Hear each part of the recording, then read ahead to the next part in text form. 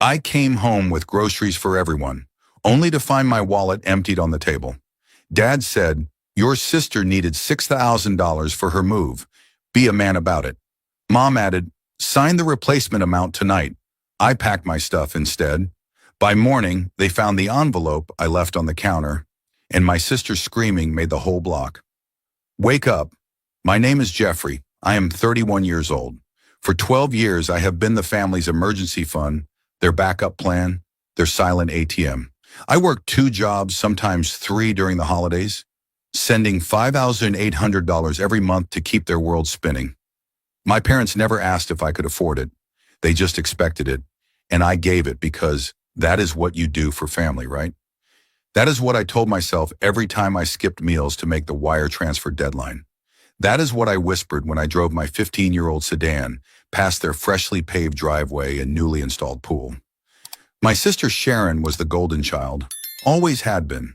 She was 28, beautiful, charming, and completely incapable of holding a job for more than 6 months. Every career pivot was a crisis. Every apartment change was an emergency. Every boyfriend breakup required a spa weekend funded by me. Mom and Dad treated her setbacks like natural disasters, and I was FEMA. They called me dependable, responsible, the man of the family. What they meant was convenient. What they really meant was disposable. I started co-signing their loans when I was 19. Dad needed help with a home equity line for Sharon's college dorm upgrades, then another for the kitchen remodel, then another for the RV they just had to have. By 25, my name was attached to $180,000 in loans I never benefited from. I paid the minimums every month while they made memories I was never invited to join. I watched from the outside, always on the periphery of their happiness. I remember the year I turned 27. Sharon threw a birthday party at a resort 2 hours away. I wired $200 for the venue and decorations. When I arrived, the hostess stopped me at the entrance and said the event was family only. I stood there holding my gift, watching through the glass doors as Sharon laughed with people I had paid to entertain. Mom saw me and waved, but did not come outside. I drove home and ate gas station nachos in my car. That was the night I realized I was not family. I was the wallet they kept in the glove compartment. Still, I kept sending money. I kept co-signing. I kept showing up with groceries for dinners I was barely acknowledged at. I told myself it would get better. That one day they would see me. That one day Sharon would grow up and Mom and Dad would realize what I sacrificed. I was wrong. I was always wrong about them. By the time I hit 31, I had funneled $337,000 into their lives. I tracked every wire transfer, every cosign loan, every grocery run, every emergency car repair I funded. I kept spreadsheets because something in me needed proof. Proof that I mattered. Proof that I contributed. Proof that I was not invisible. I never showed anyone those files. They sat on my laptop like a diary I was too afraid to read out loud. 2 weeks before everything collapsed, Sharon announced she was moving to Portland for a fresh start. Another city, another reinvention, another bill with my name on it. Dad called me at work and said she needed help with moving costs. I said I would think about it. He said there was nothing to think about. Mom texted me that night with a list of expenses: moving truck, deposits, first and last month's rent, furniture. The total was $11,000. I stared at that message for an hour. Then I replied, "I will see what I can do." I should have said no. I should have drawn a line years ago. But I was raised to believe that family came first, even when family treated you last. I came home with groceries that Thursday evening. 4 bags of food for the family dinner Mom insisted I attend. Steaks, potatoes, salad mix, the expensive bread Sharon liked. I set the bags on the counter and noticed something odd. My wallet was sitting in the center of the kitchen table, not on the side where I usually left my keys. Dead center, displayed, like evidence at a crime scene. I walked closer and opened it. Every card was there. My ID was there. But the cash was gone. All $320 I had pulled from the ATM that morning for my own moving deposit, gone. Dad walked in from the living room, calm, sipping coffee. He looked at me and then at the wallet. He said, Your sister needed $6,000 for her move. Be a man about it. I blinked. 6,000. I asked where the 6,000 came from. He pointed at the wallet. He continued, we pulled 320 from there. The rest came from your checking account. Sharon had your debit card information from last Christmas when you let her borrow it. She transferred $5,700 this afternoon. You can cover it. You always do. Mom came in behind him, drying her hands on a towel. She did not look at me. She said, we need you to sign paperwork tonight agreeing to replace the full amount by next Friday. Sharon already spent it on deposits. We cannot have this become a thing, Jeffrey. Just handle it. I stood there, frozen. My wallet, my account, my money, taken. Not borrowed, taken. And now they wanted me to sign something promising to refill what they stole. I looked at Sharon, who had just walked into the kitchen wearing a new jacket I had definitely not seen before. She smiled. She said, thanks, Cam. I knew you would understand. Portland is expensive, and I really needed this fresh start. You are the best big brother. She hugged me. I did not hug back. My arms stayed at my sides. She pulled away, confused, and looked at Mom. Mom gave her a look that said, ignore him. Dad set his coffee down. He said, the paperwork is on the dining table. Sign it before you leave tonight. We are not asking. I stared at the three of them. Sharon in her new jacket, Mom avoiding my eyes. Dad with his coffee, casual as if this was normal, as if I was supposed to smile and nod and comply. I thought about the 12 years. I thought about the $337,000. I thought about every skip meal, every double shift, every birthday I spent alone because I was working to fund their comfort. I thought about the spreadsheet on my laptop. I thought about every promise they broke. Something cracked inside me. I did not yell. I did not argue. I turned around, walked out of the kitchen, and went to my old childhood bedroom where I had been staying during my apartment search. I pulled out my duffel bag from the closet and started packing. Clothes, laptop, chargers, documents. I moved methodically, silently. I heard Mom call my name from downstairs. I did not answer. I heard Dad say something about being dramatic. I kept packing. 30 minutes later, I was done. I zipped the bag, grabbed my keys, and walked downstairs. They were all in the living room now, watching TV like nothing had happened. I stopped at the bottom of the stairs. Sharon glanced at me. She said, where are you going? I did not answer. I walked to the kitchen, grabbed the paperwork from the dining table and tore it in half. Then I placed both pieces on the counter. I pulled an envelope from my jacket pocket. I had prepared it weeks ago, hoping I would never need to use it. I set it next to the torn paperwork. Then I walked out the front door. I drove to a motel 15 miles away, the kind with flickering neon signs and a vending machine that only took exact change. I checked in, paid cash, and sat on the edge of the bed staring at the wall. My phone started ringing around 9 p.m. Mom first, then Dad, then Sharon. I let every call go to voicemail. I listened to the first few messages. Mom's voice was sharp. Jeffrey, you need to come back and sign that paperwork. Stop being childish. This is family. Dad's was worse. You are making this harder than it needs to be. Sharon is counting on you. We all are. Do not let us down now. Sharon's message was the one that made my stomach turn. She was crying. Cam, I do not understand why you are being like this. I thought you cared about me. I thought you wanted me to be happy. Please come back. I am scared. Scared. She was scared. Not sorry, not ashamed. Scared that the money might stop. I deleted the messages. I turned off my phone. I lay back on the motel bed and stared at the ceiling. My mind replayed the last 12 years in fragments. Every wire transfer, every loan, every time I said yes when I should have said no. Every dinner where I sat at the edge of the table, invisible while they laughed and planned trips I would fund but never join. I thought about Sharon's birthday party, standing outside in the cold holding a gift no one wanted. I thought about the time Dad asked me to co-sign the RV loan and then did not invite me on the first trip. I thought about Mom telling me I was too busy to come to Sharon's graduation, but somehow not too busy to pay for the celebration dinner afterward. I was not family. I was a resource, a line of credit with a pulse, a tool they kept in the shed and only remembered when something needed fixing. The next morning, I woke up to 47 missed calls. I checked my bank account on my phone. The $5,700 transfer Sharon made was pending. My balance was $340. I had been planning to use that for my own apartment deposit next week. Now it was gone. I opened my email. There was a message from Dad with the subject line, "Last chance." The email read, "Jeffrey, if you do not come back and make this right, there will be consequences.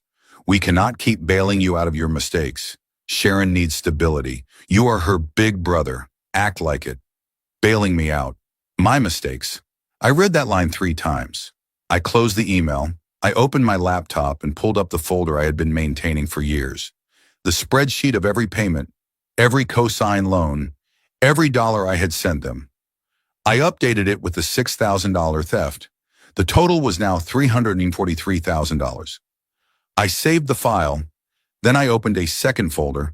This one had copies of loan documents, payment confirmations, screenshots of text messages where they demanded money, and a timeline of every emergency that was somehow always my responsibility to fix.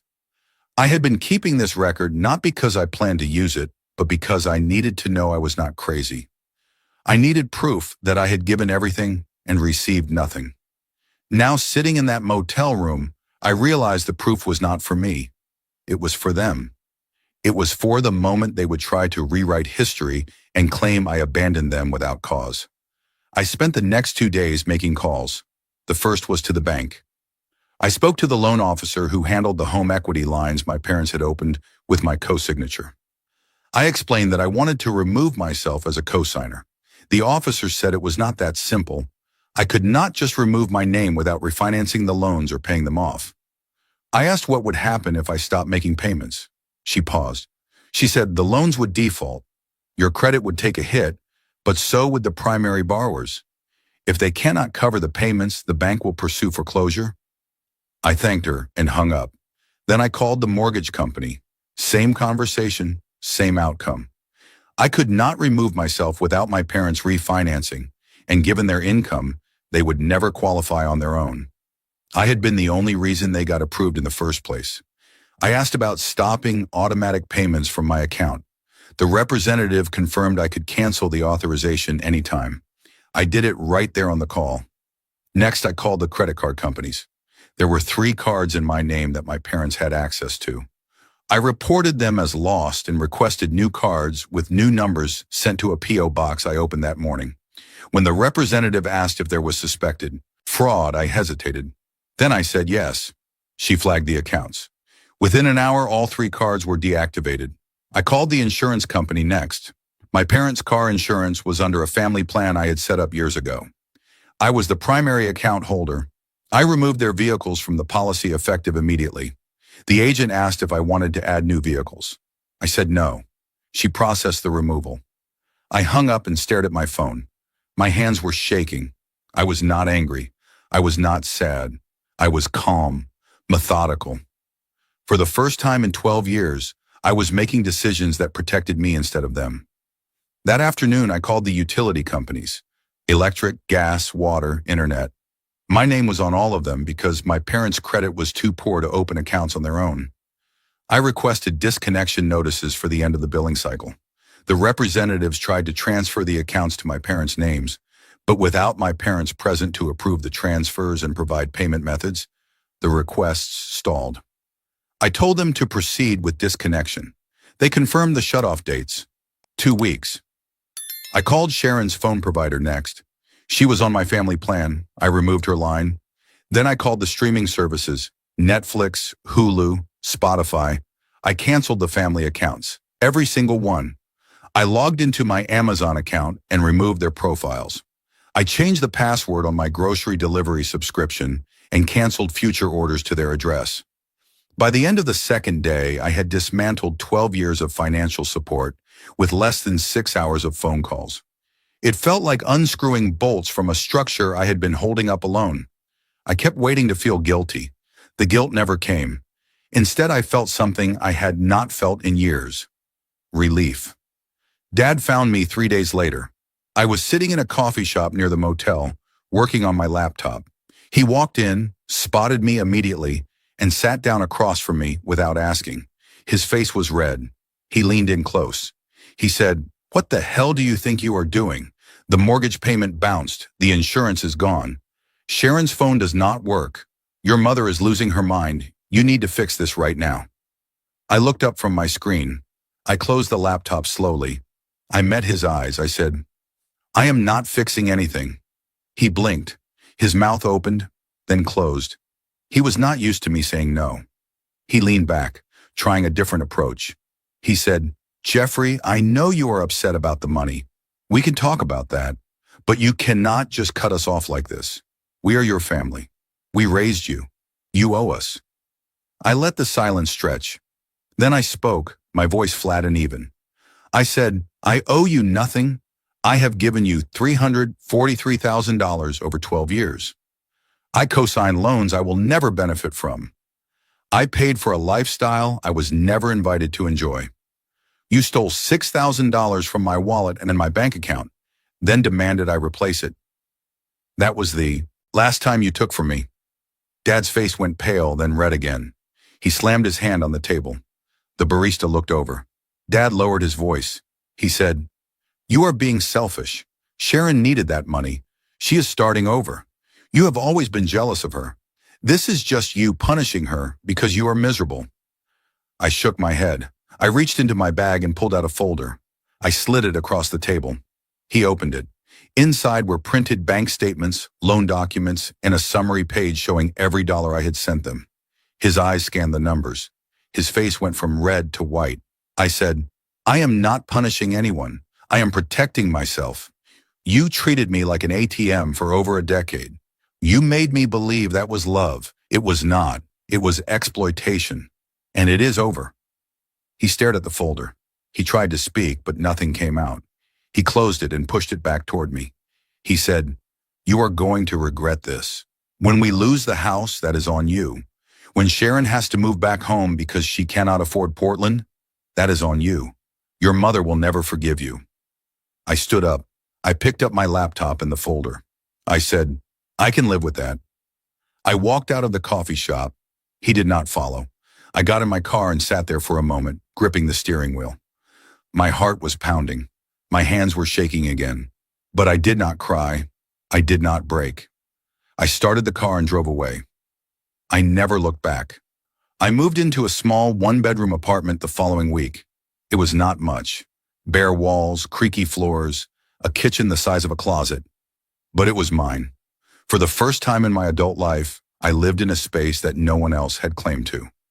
I set up my laptop on the tiny kitchen table and got to work. I organized everything. Every loan document I had ever signed. Every co-signature agreement. Every payment confirmation. I created a master file with 4 sections. Section 1, loans. This included the home equity lines, the RV loan, the credit cards, total balance, $210,000. My name was on all of it. Section 2, direct payments. This was the $5,800 monthly transfers, plus every emergency wire, every grocery run, every car repair. Total, $343,000 over 12 years. Section 3, theft. The $6,000 taken from my wallet and account, documented with bank statements and timestamps. Section 4, communication records. Screenshots of every text message demanding money, every guilt trip voicemail, every email outlining what I owed them. I printed copies of everything. I saved digital backups on 3 separate drives. I scanned and uploaded the documents to a secure cloud folder. Then I contacted a lawyer. His name was Mr. Thomas, a family law attorney who specialized in financial disputes. I paid for a 2-hour consultation and brought my files. He read through them in silence. When he finished, he looked at me. He said, "This is one of the clearest cases of financial exploitation I have seen. You have documented everything. If they try to sue you for stopping payments, you have grounds for a countersuit. If they attempt to claim you abandoned your obligations, you can prove they committed theft. You are in a strong position." I asked him what my next steps should be.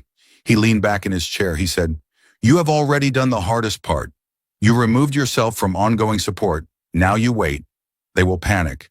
They will threaten. They will beg. Do not respond. Let them sit with the consequences. If they take legal action, we respond with this. He tapped the folder. But my guess is they will not. People like this rely on guilt and manipulation. They do not do well when the system is involved. I thanked him. I left his office feeling something I had not felt in years. Control. I was not waiting for someone to approve of me. I was not hoping for recognition. I was moving forward on my terms. Over the next week, I received 89 text messages, 34 calls, and 12 emails from my family. I read none of them. I let them pile up. I knew what they would say: threats, guilt, blame, desperation. I did not need to hear it. I had already made my decision. The only communication I sent back was through my lawyer, a formal cease and desist letter delivered to their home. It stated that all contact must go through legal channels and that any further harassment would result in a restraining order. Mr. Thomas sent it via certified mail. They signed for it on a Tuesday morning. That signature was the last interaction I allowed them to have with me directly. The first bill hit them 2 weeks after I left. The mortgage payment bounced. The bank sent a notice of default. My parents called the loan officer, who explained that the co-signer had removed automatic payments and that the primary borrowers were now responsible for the full amount. Dad tried to make a payment, but their checking account did not have enough to cover it. The payment was $3,400. They had $200. The bank noted the missed payment and started the countdown to foreclosure proceedings. The car insurance lapse happened next. Mom was pulled over for a broken taillight. When the officer ran her information, the system showed no active insurance. She was cited and her car was impounded. The impound fee was $580. The reinstatement fee for her license was $250. They could not afford either. The car sat in the lot. Sharon's crisis started on a Wednesday. She was in Portland, settled into her new apartment, when her phone stopped working. She tried calling Mom. The call did not go through. She tried texting. Nothing. She went to the phone store and was told her line had been disconnected for non-payment. She did not understand. She had never paid the bill. I always had. The representative suggested she start a new account. Sharon did not have the $200 deposit required. She left the store without a phone. That same week, the utilities began shutting off. First the internet, then the electric. The gas was scheduled for the following Monday. My parents called the utility companies in a panic, trying to get the services reconnected. Every company told them the same thing. The account holder had requested disconnection. To reconnect, they would need to open new accounts in their names, pay deposits, and cover any outstanding balances. The deposits alone totaled $950. They did not have it. Dad tried to open a new credit card to cover the emergency costs. He was denied. His credit score had dropped 140 points in 2 weeks due to the missed mortgage payment and maxed out existing cards. He tried another bank. Denied again. He called me, desperate. The voicemail he left was barely coherent. He said, "Jeffrey, please, I am begging you. We made a mistake. We should not have taken your money. We should not have treated you like that. Just help us one more time. I swear we will pay you back. I swear things will be different." I did not respond. Mom tried a different approach. She showed up at my apartment unannounced. She knocked on the door for 10 minutes. I looked through the peephole and saw her standing there, crying. I did not open the door. She slid a handwritten letter under the doorframe. I picked it up later and read it. It was 3 pages of apologies mixed with blame. She was sorry for taking the money, but I was overreacting. She was sorry for not appreciating me, but I was punishing them unfairly. She was sorry for everything, but I needed to forgive them and come back. The letter made me angry in a way the theft never did. I burned the letter in the kitchen sink. Sharon's screaming happened exactly 30 days after I left. She had been trying to make Portland work, but without my financial support, her deposits bounced. Her landlord started eviction proceedings. She had no money for a lawyer. She had no money for a new apartment. She called Mom and Dad, begging them to send her money to fix it. They had nothing to send. That was when she found out about the foreclosure notice. That was when she realized the $6,000 she stole had triggered the collapse of everything. She called me 14 times in 1 hour. I blocked her number. She showed up at my apartment building and screamed my name in the parking lot at 6 a.m. Neighbors called the police. She was escorted off the property. By day 45, the foreclosure process was in motion. My parents received the official notice. They had 90 days to vacate or bring the account current. To bring it current, they needed $18,000 and $700. They had no way to get it. Dad tried to sell the RV, no buyers. He tried to borrow from friends, no one would lend to them. He tried to get a loan modification. The bank required proof of income. His income alone was not enough. Without my co-signature and payments, they did not qualify for anything. Sharon moved back home. She had no choice. Her Portland dream lasted 6 weeks. She slept on the couch in a house that was about to be foreclosed. She did not speak to anyone. She just stared at her phone, scrolling through job listings she would not apply to. The final collapse came on day 60. The bank sent the formal foreclosure notice with a court date. My parents would have to appear before a judge and explain why they should not lose the house. They had no explanation. They hired a lawyer with money they did not have, and the lawyer told them the same thing Mr. Thomas told me. They were in a losing position. The best outcome was a voluntary surrender to avoid a judgment on their record. They refused. They wanted to fight. The lawyer wished them luck and withdrew from the case. I watched all of this from a distance. Friends of friends told me what was happening. I did not feel joy. I did not feel vindication. I felt nothing. They had made their choices. I had made mine. 3 months after I left, I received a phone call from a number I did not recognize. I answered out of curiosity. It was my uncle, Dad's brother. He lived 2 states away and had not been involved in the family drama. He said he heard what happened. He said my parents were staying with him temporarily while they looked for a rental they could afford. He said Sharon was working part-time at a grocery store and sleeping in their guest room. He said everyone was miserable. Then he asked me the question I had been waiting for someone to ask. He said, "Do you regret it?"